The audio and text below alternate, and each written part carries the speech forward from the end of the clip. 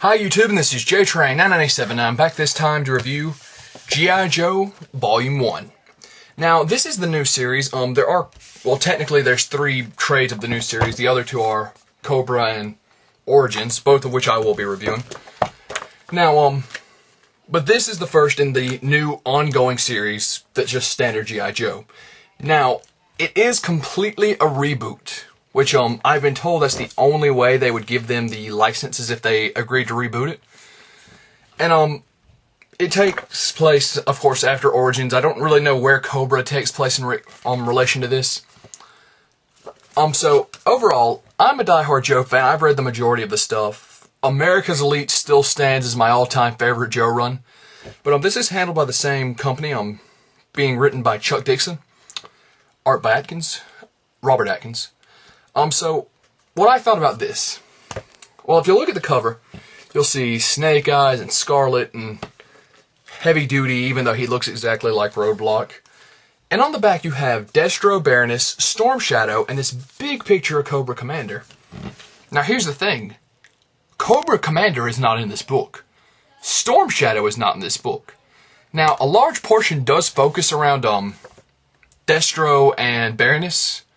And it's actually a really unique twist. I really like how they're playing both of them off. They're not in a relationship. They've kind of just met. And G.I. Joe has no idea what Cobra is. They don't know, is it a weapon? Is it a person? Is it a group of people? Is it an organization? Or is it just some rumor that people threw us to keep us off the track of something really big that's going down? So the book is basically G.I. Joe trying to function as, figure out what the hell Cobra is. And you also get the point of view of Destro, who's developing the mass device, which is an interesting little throw into the cartoons. And apparently he hasn't been getting the results. They send Baroness to kill him, so on. Snake Eyes is rogue, so you don't get a lot of Snake Eyes. And that's actually something I respect in this book. Snake Eyes is way too often thrown up front, being like, oh, look, it's Snake Eyes. I mean, look, he's getting a huge chunk of the cover there. The Snake Eyes is in it, but he's not like every scene of Snake Eyes.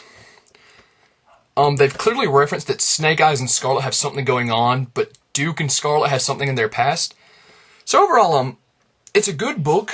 My main problem being, they put a huge picture of Cobra Commander and Storm Shadow, and those characters are not in this book. Destro and Baroness are pretty much front and center for Cobra. But you really, even as the reader, you don't know who Cobra Commander is. You don't know what Cobra is. You know well enough that it's an organization, but you don't know what they're doing or what they're up to. You just know that they have Destro trying to invent the mass device, excuse me. So, overall, it's a solid start. I really enjoyed reading it. A $20 price tag on this trade. I think they're up to issue 10 now, so in 2 more issues we'll get our volume 2.